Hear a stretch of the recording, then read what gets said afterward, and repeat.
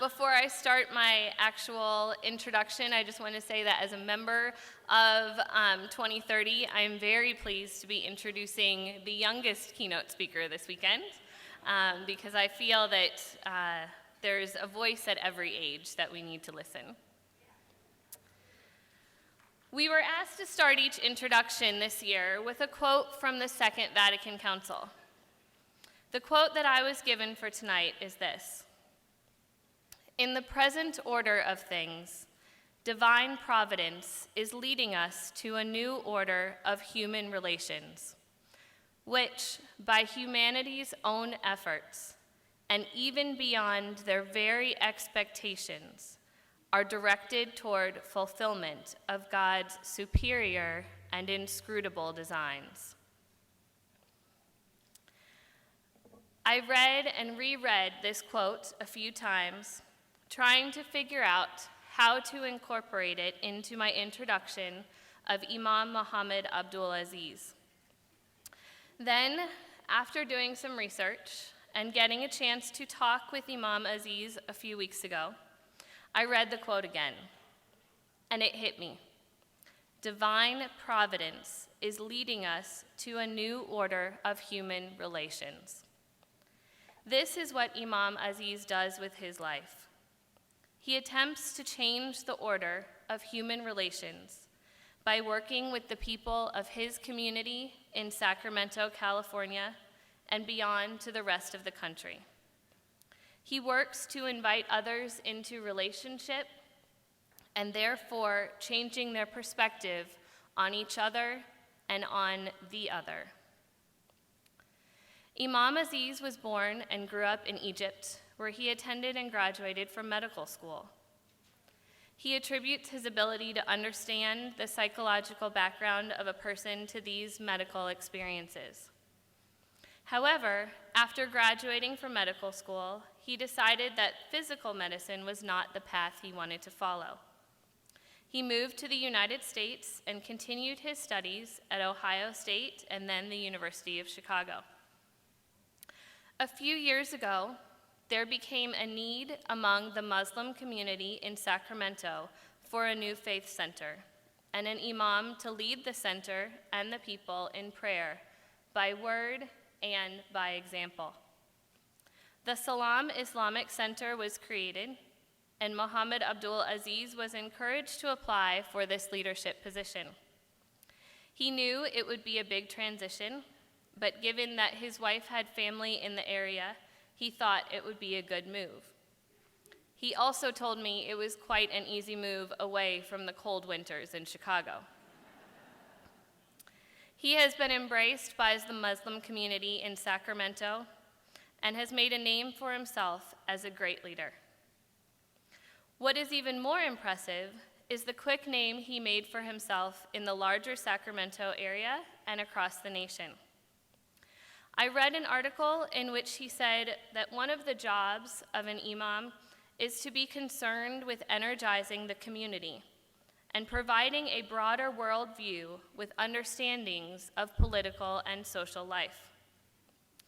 Imam Azeez has made a point to connect with local faith houses across religious lines to encourage interfaith justice and action. He has worked to open up a dialogue of acceptance and understanding. His words and actions have led him to being recognized and asked to speak around the country. And of course, mixed into his everyday are constant devotions to prayer. As I mentioned earlier, I had a chance to talk on the phone a few weeks ago.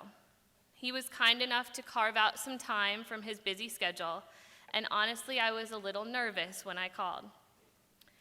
I felt a little pressure to ask very insightful questions and help myself gather information I would need to make this introduction that would begin the process of opening our minds to hearing his words tonight. So, with all my notes at the ready, we started talking about his day-to-day activities and what exactly it means to be an imam. And then I asked him what his favorite thing about his job was. As soon as the words left my mouth, I thought, oh, that's a bad question. He must get asked this question in every interview and probably just has a regular answer ready to go. But the answer I received was not of a person used to soundbite responses. He said his most rewarding part was working with someone who was struggling, not knowing his or her own potential and his or her own possibility to impact the world. Seeing that person at the edge of a cliff, being able to help them take a step back, help them take control of their life, and help them to grow. And then to see that person later working to inspire and encourage others.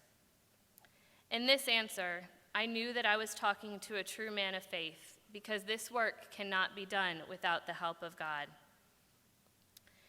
In the rest of our conversation, Imam Azeez told me his work at the SALAM Center and his desire to challenge those he meets to think outside of their perceptions of what it means to be a Muslim, and specifically a Muslim in America. He said in coming to CTA, he wanted to provoke people to think past the images they see in the media, to get their information from individual sources, and truly be open to hearing the answers to their questions, no matter how much the answers might challenge each individual.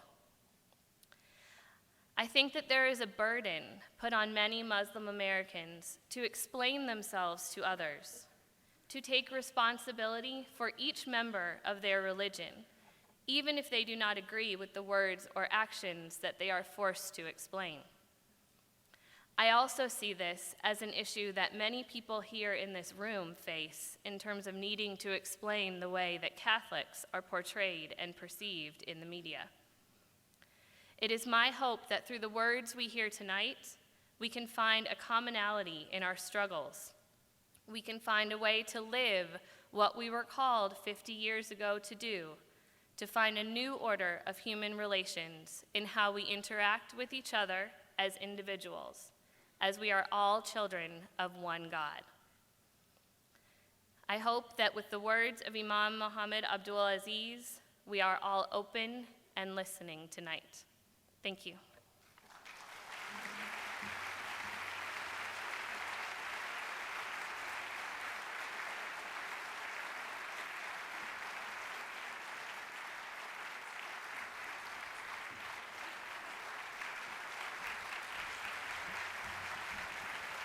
Sit down, you guys, come on.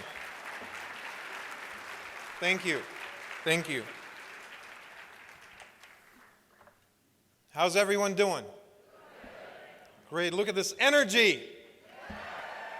This, by the way, is my favorite progressive Catholic crowd in the country.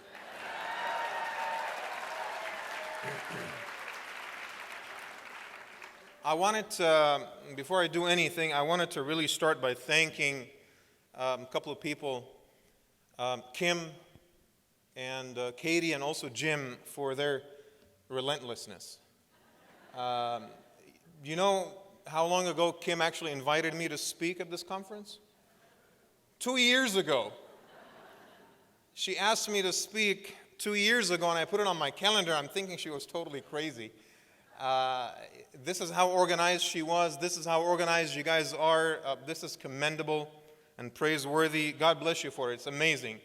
I am so disorganized, I don't even know the make and model of my car except after I actually lease it. I really wanted to kind of just get one feeling from the audience before I start. If you've experienced a moment of, I want to say, a deep sigh of relief when the president was re-elected, make some noise in the house. Thank you. That's what I thought. Yeah. I feel the same way. Thank you. And I think that actually most people in the world felt the same way. I just hope and I pray that he does better in the next 4 years than the previous 4 years. Yeah. I wanted to start by telling you a story. first, and that is a story of a German who used to cross the border between Germany and Belgium in the late 18th century, 5 times every day, riding a motorcycle, carrying on his back a bag that was full of dirt. I know this is hard to swallow, so let me repeat it. So it's a German guy riding a motorcycle, remember that, riding a motorcycle, crossing the border between Germany and Belgium 5 times every week, carrying a backpack full of dirt. So every time he comes to the border crossing, guards would stop him and ask him and question him and frisk him and search him and see if he has any illegal material on him. And they would find nothing, so they let him go. Month after month, year after year, they got used to him, so they don't question him anymore. They still have to search him, but they let him go. 20 years later, he passed away.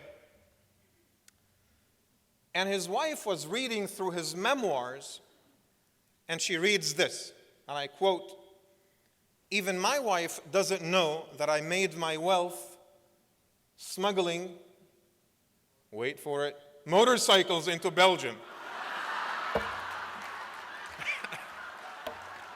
I always get a kick out of that one.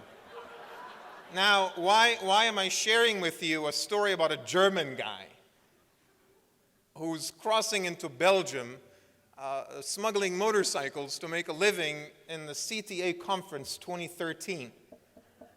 How is that relevant to my presentation? It's completely irrelevant. I just made it up to get your attention. And now that I have your attention, I can actually delve into the topic of tonight's keynote. So I want you to assume your positions, get on those jumping boards, because we're going to dive right into the stream of these ideas and thoughts that we are going to discuss with each other tonight. And I pray that God brings eloquence into my speech so that we are able to establish that human connection between us as brothers and sisters, and so that my objective of coming here is materialized, and that is to see that the world in which my children are going to grow up is better than the one in which I grew up.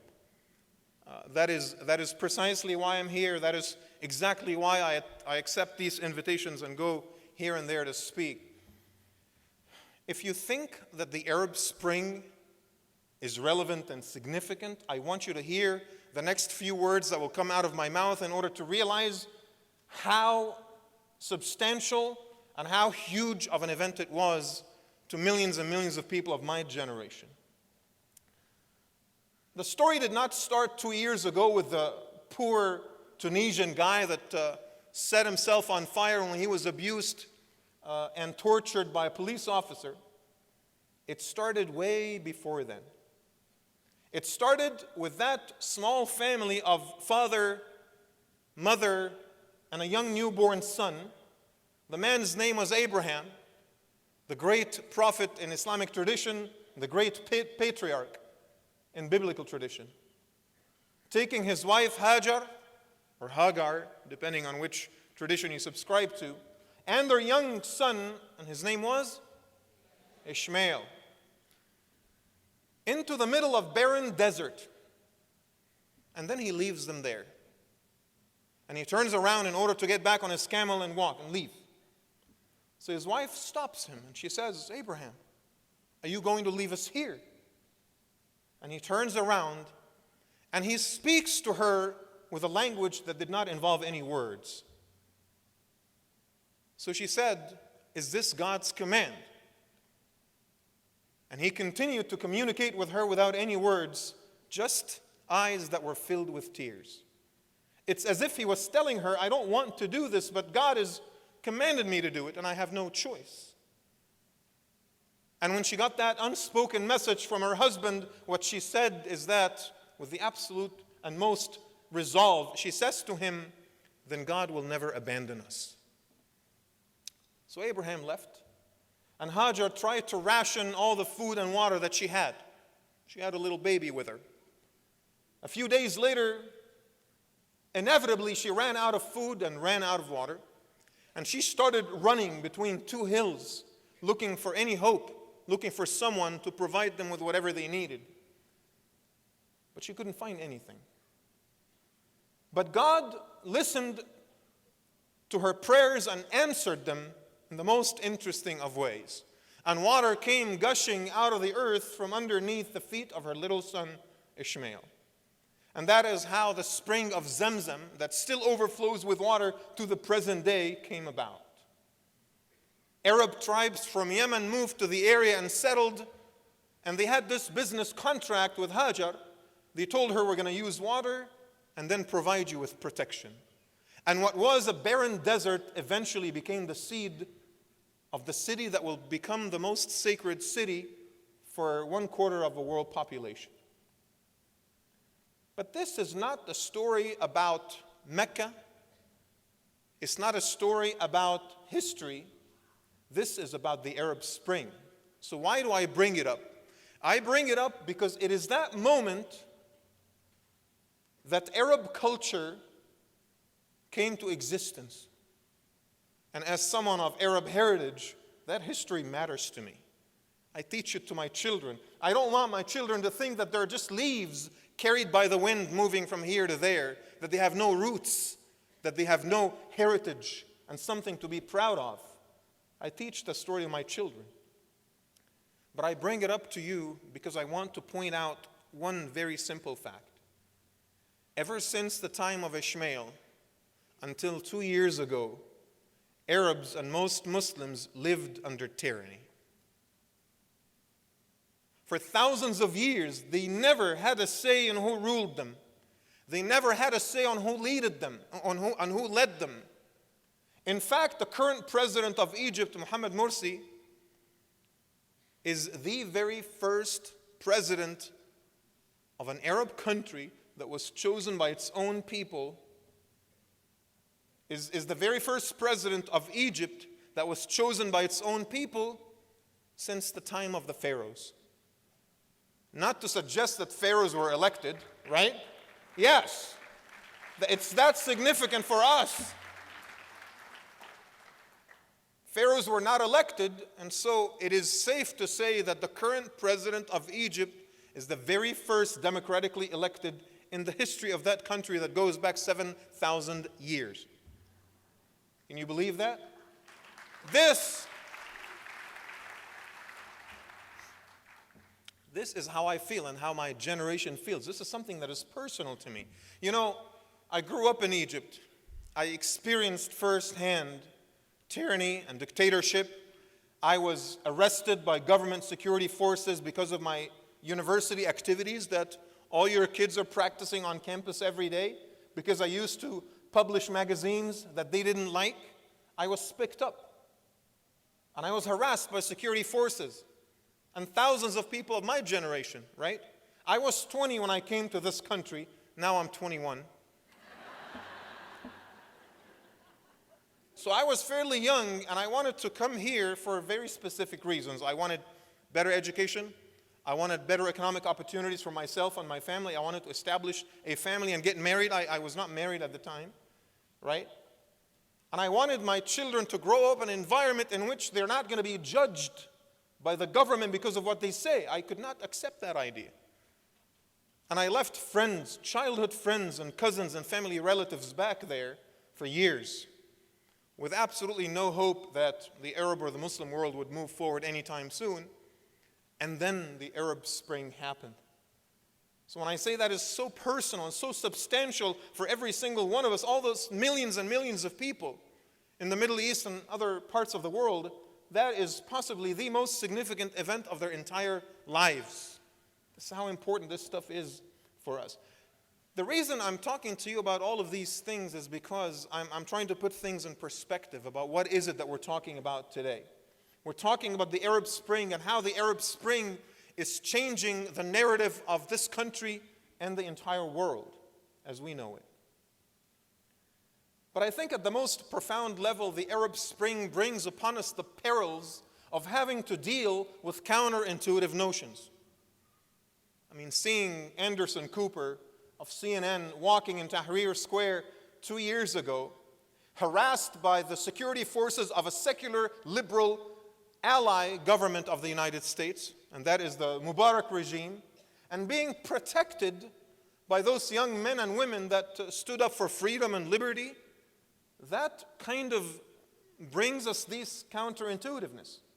Wait a second. Arabs and Muslims, those barbarians who are bent on destroying Western civilization, who are bloodthirsty monsters, who hate our freedom, are somehow interested in democracy, rule of law, social justice, economic development. Say what? Isn't those the same values that they are fighting us for? Or so conventional wisdom of Fox News suggests to us. Right? That's what I mean by counterintuitive. It is compelling us to think differently about the world. Those people want what they want, what we want. They love what we love. They cherish what we cherish. They want the same thing for their children that we want for our children as well. They might subscribe to a different religion, but at the same time, they also worship the same God. So where is the problem? But I'm going to bring you an example that is a lot closer to home, right? The anti-Sharia campaign that you've heard of in the past couple of years. Legislations and ballot measures that were put out there to voters here and there around the country. It's an orchestrated campaign that is particularly designed in order to demonize millions and millions of people and what they stand for, right? Some of you might say, well, wait a second, what is so counterintuitive about that? Isn't Sharia law a system of laws that is meticulously crafted to crush the human spirit and restrict human freedoms? Is it? Let me run this really quiz with you, this quick quiz, okay? So I'm going to share with you a value or a principle or a law, and I want you to tell me if it exists in Sharia law or Western law or both, okay? Let's just go through a quick list, just, for comparison's sake. Equality before the law, Western or Sharia? Both, right? In fact, it is the teachings of the Prophet Muhammad that were included in Sharia law that was the very first statement that all human beings are created equal before God. Race matters not. Religion, gender, nothing matters except with how conscious you are of God in your own life and your own choices and your dealings with your friends and neighbors and family members. That is the only distinguishing factor that makes you a good person versus a bad person. Your background has absolutely no bearing on who you are, who you should be. What about privacy laws? Western or Sharia? Both. Privacy laws where whatever you do in the privacy of your own home, it cannot be used against you, has been spelled so clearly in Sharia law 1400 years ago. What about, and this is a little tingly, what about laws against prostitution? Mainly Western. Of course, there are prohibitions on extramarital sex in Islam, but actually the word prostitution is never mentioned in Sharia. Out of 50 American states, you know how many states legalize prostitution? And that, of course, is Nevada. In fact, and of course, let me just, dig a little deeper. Which part of Nevada? That is a common mistake. This is just it's not true. Las Vegas County considers prostitution to be illegal per the letter of the law, not to suggest that it actually happens in reality. There are actually other smaller counties in Nevada where brothel-style prostitution is legal, but not Las Vegas County. What about gambling laws? There's only one state in this country that categorically allows for casino-style gambling, and that is the state of Nevada, right? And there are other states, I think New Jersey and Michigan, or a couple of other states that actually allow gambling in designated cities and localities, right? And there's about, I think, 30 plus states that allow for American Indian gambling and so forth. Have we ever asked ourselves, as a society, what compelled our collective consciousness to consider prostitution to be a bad thing? Or to allow government to interfere in how people spend their money or lose it. What except our religious sensibilities? That there is a collective understanding, and you may or may not agree with it, by the way. I'm not saying it's a good thing or a bad thing. I'm just saying that there is a collective consciousness in this society to admit some of our own principles, some of our own values into our legal system, because our legal system represents and reflects our collective consciousness as a society. The reason I bring this up is that a democratic society, a democratic society should always be open to accepting the ideals and values and principles that are perpetuated by its individual members because of their belief systems, as long as it goes into the legal and the legislative process, and as long as society actually votes on it. So what I'm saying here is that, is it okay or is it not okay for the individual citizens of this country to try to negotiate in this civilized discourse with members of their society about the adoption of this law or that law, as long as the ballot box at the end of the day is the one that decides? I am not an advocate of the implementation of Sharia in this country. And most countries in the world, most Muslims, in fact, don't even have a clear understanding of what Sharia is. But what I'm saying is that we should not exclude a set of laws just because they're Muslim. We should not exclude a value system just because it's Muslim. A democratic society should have the openness to understand and negotiate and discourse with other groups, particularly members of its own society. Now, again, I'm Muslim, right? I think you figured that on your own. And I'm very passionate about my faith and about my belief system and about what I think I need to do in my world, however small it might be. And so I might say things here that will sound a little preachy to you. Please forgive me if that is the case. That is never my intention. I'm not trying to convert anyone to Islam tonight. Although if you're interested, you can talk to me after that. I can get the equipment ready in 5 minutes.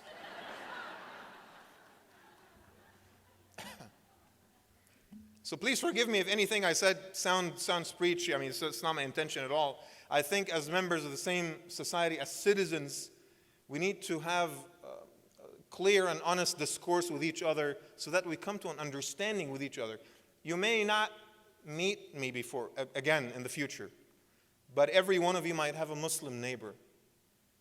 And what I expect of you is to have the compassion to treat your Muslim neighbors based on your experience with them and not the narrative that was told about them. Right? That's all I'm at. That's why I'm here. Right? Because I want to bring that sense of understanding and peace into our discourse. I'm not, however, talking about Sharia. That's not my topic tonight. I want to talk about the Arab Spring and what it means to us. Number one, how is it changing our narrative? I think it humanizes Muslims. And that's why as a Muslim American, I'm very proud of the Arab Spring. Because it was not Al-Qaeda that led the revolutions in the Middle East. It was not the jihadis. It was not the Islamists, even though they were involved. It was the average man and woman that wanted freedom and justice and equality and better economic opportunities for their families and their children. These are values we can relate to, as opposed to the other image that basically suggests that Muslims are a source of any and every evil. Right? Terrorism, Muslims. Murder, Muslims. Suppression of women, Muslims. Suppression of minorities, Muslims. Natural disasters, Muslims. Hurricanes, Muslim. Like, wouldn't that be like amazing when they start calling hurricanes like Muslim names? Like, seriously? Hurricane Osama.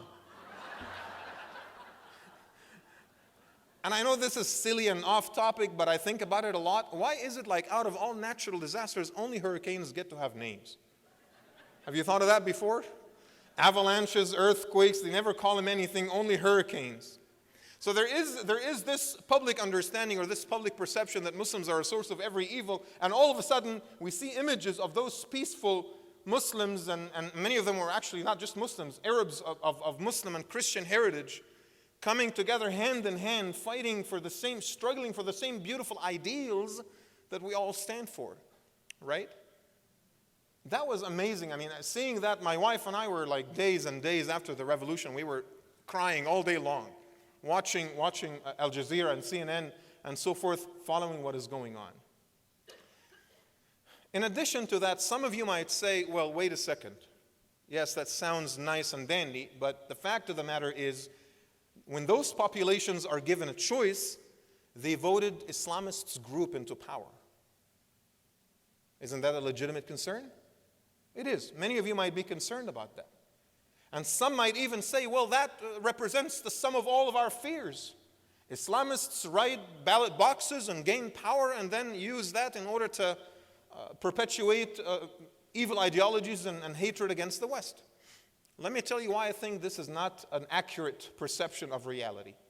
Number one, the Islamist groups that were elected were nonviolent and moderate, and they have mostly accepted democracy as a fact. They've accepted constitutional politics, they've accepted electoral politics, they've accepted representation, and of course days will tell, and all of us are kind of waiting, all of us observers are waiting to see what happens in the next election cycle, but almost every political analyst out there would tell you if they lose elections in the upcoming election cycle in Egypt and Tunisia, they will most likely hand over power to whoever party that wins. And once that happens, I think we are in the process of consolidating democracies in those countries, and that'll be a good day for them and a good day for the world, for sure. But then there is another compelling reason why I think that what is happening is natural, and it actually fits within every political science model that we've studied. I am a political scientist by education. And that is, in almost every country where people transition from military dictatorships to democracy, people voted very conservatively in the first 1 or 2 election cycles. Did you know that? I want you to follow, just go on the internet, follow almost every country that transitioned into democracy from military dictatorship. Look at Peru, Chile, Brazil, even some East European countries. All of them followed the same model. They always vote very conservatively the first couple of election cycles, and gradually after that they open up to other groups. So in essence, I don't see a difference between the Muslim Brotherhood in Egypt and the Democratic Movement Party of Brazil that was voted in 1985, and it was the most conservative of all the political parties that ran for power at the time. So I see that trend, and I feel very comfortable with what is happening. Number 3, which is a big one. The Arab Spring carries the potential to eradicate terrorism once and for all. This is going to be big news for us here in America. Why? Because every open and democratic society has a discourse by which ideas are scrutinized. There isn't a particular version of Islam that will be upheld. People will put everything through the test, right?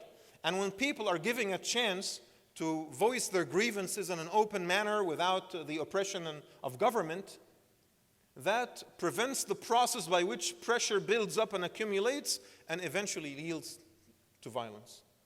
So I think that is going to happen in those communities and societies that are establishing this open discourse. Now, there's another factor that is very important. I think the United States is going to stop meddling in the affairs of those countries.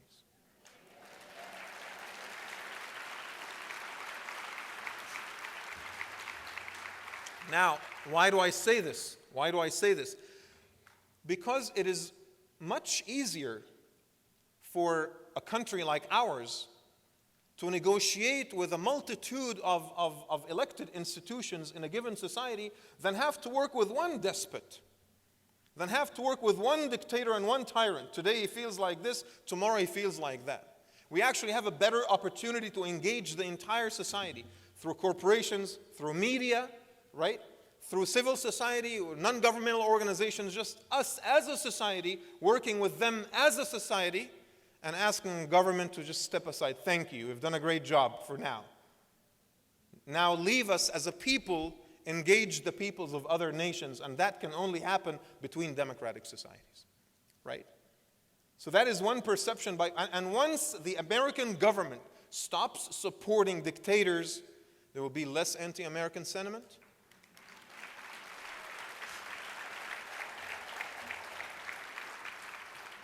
There will be less hatred to this country and its ideals, and people will gradually open up to what America actually has to offer, to what you and I have to offer, not populist politicians who only think 4 years ahead.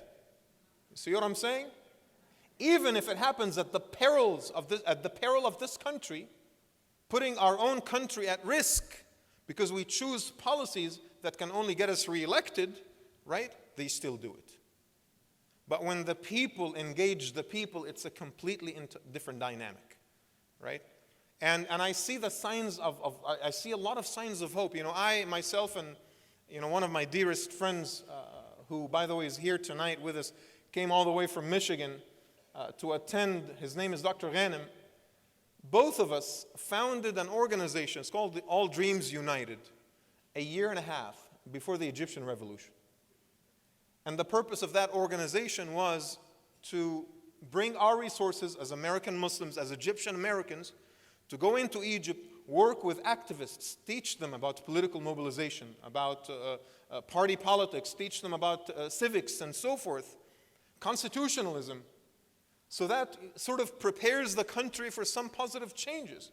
And I swear to God, you know, it was hard. You know, we would have to hide and meet at someone's basement and avoid harassment of security forces. And then the Arab Spring took place. And all of a sudden, we're invited to go and speak and organize seminars and workshops and training sessions for people all around the country. And now we have our website. And we announce our seminars on Facebook, and people actually know who we are, and we're not expected someone to come knocking on our door at 3 a.m. in the morning anymore, right? I think that is an incredible positive change that is happening in the right direction. So imagine if people in America, Muslims, Egyptians, everyone, anybody in this country gets involved in non-governmental organizations supporting the burgeoning democracies at the very level of the people. Not at the level of government. Let's just work with the people and work with civil society. That's how it's done. A couple of other things that I would like to share with you that I think are just as significant. One of them is immigration. People like me came to this country for very good reasons, right? Political repression, search for better education, better economic opportunities, and so forth. Now, when there are rising democracies and things are getting better in the countries of the Middle East, what is going to happen to immigration from those countries to the U.S.? It's going to decline, right? I'm not worried about reverse immigration. Once you're an American, you're always an American. I don't think that the Japanese Americans or German Americans left the country after World War II or after the rebuilding of their old countries. We're here. That's it. This is home now. This is where my kids are growing. By the way, one of my teachers used to tell me something incredible. Home is not where your parents were born, it's where your kids are growing. So this is home now for most of us. But I'm talking about immigrants who are planning to come into this country. This brain drain that they call it, everyone who has a good head on their shoulders were leaving those countries. So those countries were left to radicals and extremists and people that are not very well educated. And all kinds of hell was breaking loose right and left. If those talents stayed in their countries, what is going to happen to the economies of those countries? Get even better and better, right? Now, how does that impact us here in America? It does. It does have some negative impact because a big part of our economy is based on those students that come here and get their PhDs and so forth and become part of our workforce. In fact, there are unofficial statistics that almost 30% of the Silicon Valley workforce comes from Muslim countries. Right? That includes my father-in-law, by the way, who worked for one of the IT companies for 40 years. Right? So there's going to be that negative aspect of it. One other negative aspect I can think of is all the the beautiful Middle Eastern restaurants all over the place. Seriously, like I ate lunch today at a Somali restaurant in Louisville, Kentucky. I mean, how amazing is that? So you might see a decline just a little bit in some of these aspects that immigrants bring to this country, but I also see that this will compel the indigenous Muslim American community to get on its own feet and to focus on American issues. What do I mean by that? Immigrants are always attached to back home. Egyptians, they're always reading news about Egypt. Palestinians are worried about what happens in Gaza, right? Pakistanis are worried about what's happening at the border with Afghanistan, and so forth.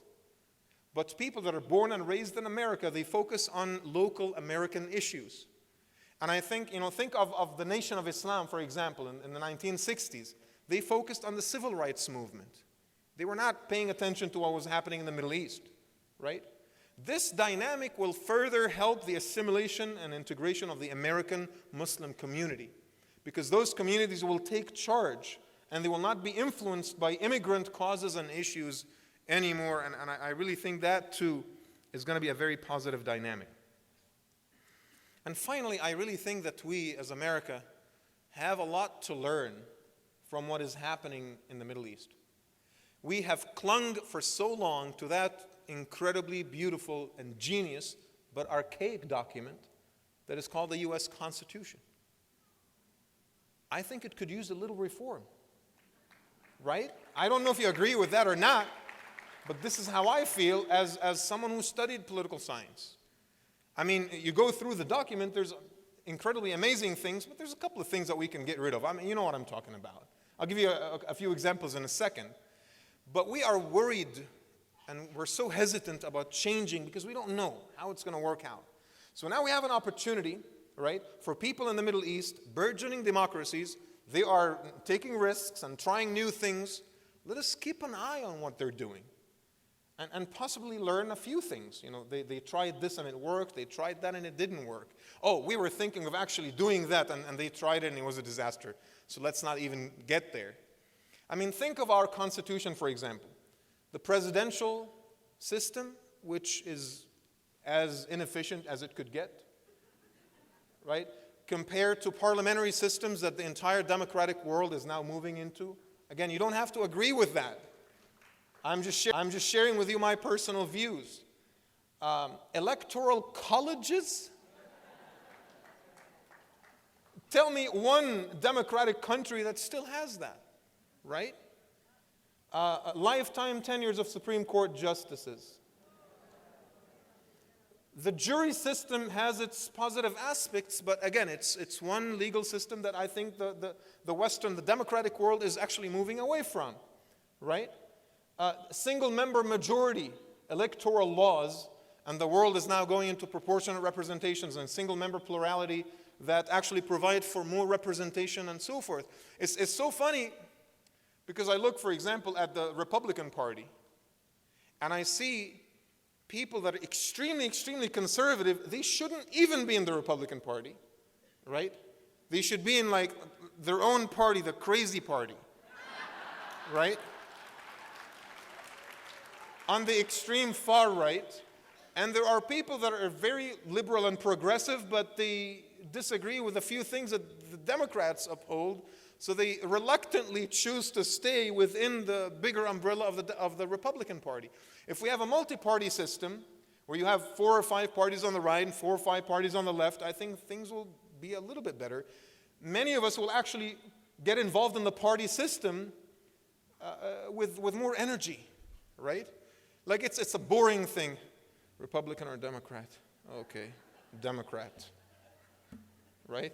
It's like we're bored when we're doing it. And then people register independent, or they register with other parties, and they even, like as a statement of protest, they would elect people that just stand zero chance to win, right? But they're unhappy about the system, and I'm telling you, brothers and sisters, I think America needs an American Spring. How about that? Just saying. I'm just saying, and I say this again because, put yourself in my shoes. I'm an immigrant, right? I left my country, I left my homeland, and I came here, and I want this place to be as perfect as it could be. Because honestly, I don't have any other plans to immigrate again. Like, my next station will be Mars. Because there's no other place on this earth in which I would prefer to live than this country. So when immigrants are so adamant a little bit about reform, it's because they've seen it all. They've seen the flip side of the coin. They've seen the alternative, and they want to see those changes. Now, on the other hand, when we learn those beautiful things from people in the Middle East and some of their experiments with the new democracy, we can also teach them a thing or two. For example, civility between political candidates. A political process that is immune of corporate interests. Unbiased media. I'm just joking, of course. I mean, there's a lot of amazing things that I think that we as Americans will be able to teach them if we, from an honest standpoint, engage the people of those countries and get involved. And this is an amazing group. You guys are progressives, not just the CTA. You need to be involved in other groups that actually visit the Middle East. You need to visit the Middle East. I invite you to visit Tunisia and Egypt and possibly Libya as well, but not Syria, not right now. Not right now, but soon, God willing. So I invite you to go and visit those places and kind of learn on your own what is happening over there. Now let me end my keynote with a third and last counterintuitive notion. And that is the character of the Prophet Muhammad of Islam himself. And there are so many people in this country that think ill of the Prophet Muhammad, that say very hurtful things about a role model to a quarter of world population. They actually organize and put together very, very poorly made films in order to attack the Prophet Muhammad, right?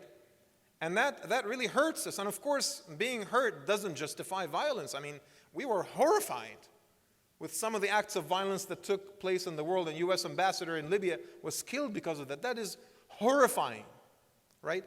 But again, when you think of the numbers, a couple hundred people protested in Libya, close to 1,000 people protested by the U.S. Embassy in Egypt. Afghanistan was little protest, not that much. Pakistan, some protest. Put the numbers together, it's probably like 5,000 people that actually protested compared to 1.6 billion.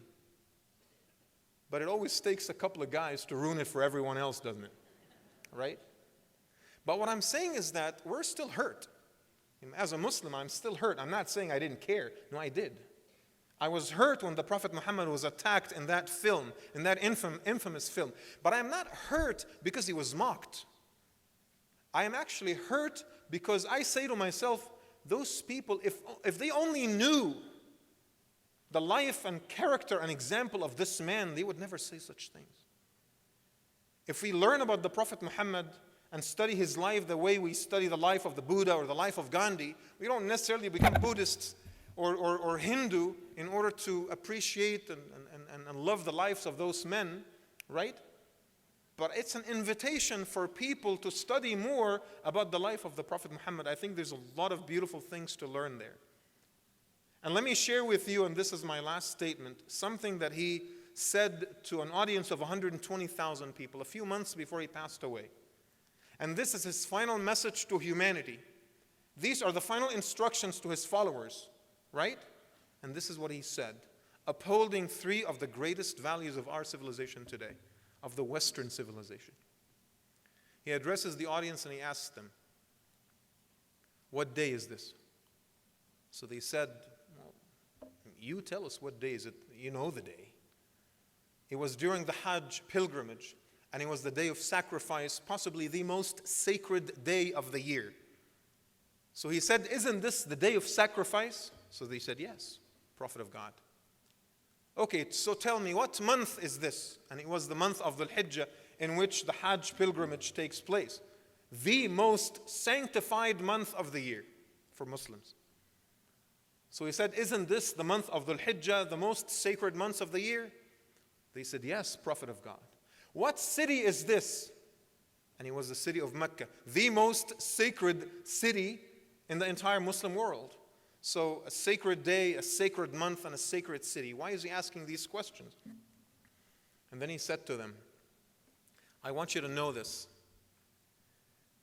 Your lives, your property, and your dignity shall always be more sanctified in the sight of God than the sanctity of this day, this month, and this town. Preserving a human life is more sanctified in the sight of God than any day or place. Preserving the right of people to own property and to be secure in their property is more sanctified than the city of Mecca itself. Can you believe that? And preserving the dignity of people to live in freedom and honor and not to be harassed shall be more sanctified in the sight of God than the most sacred values of Islam itself. Life, property, and dignity were the last instructions of the Prophet Muhammad to his people and to humanity. This is the man I follow. And these are the teachings I uphold in my own life. And this is my invitation to you to just read up a little bit more about this man and to do your own homework. I am honored and utterly grateful to be here, to be addressing this incredibly amazing audience, to be invited to CTA for the second time. Thank you so much for being an amazing audience, for your attentiveness. It was a long presentation, but you guys were focused. No one was yawning, I think. And God bless you all. Keep up the good work. What you're doing is incredibly needed. And may the blessings of God be upon each and every one of you. May He bring you happiness and satisfaction. May He bring you guidance and show you light in your lives. And I ask God Almighty to bring us together as brothers and sisters, to help us love each other for the sake of our world, and to help us collaborate with each other for the sake of our brothers and sisters in this world. I ask God to make us a force of good in this life and to grant us His heaven and His salvation in the next. Thank you so much, and God bless you all.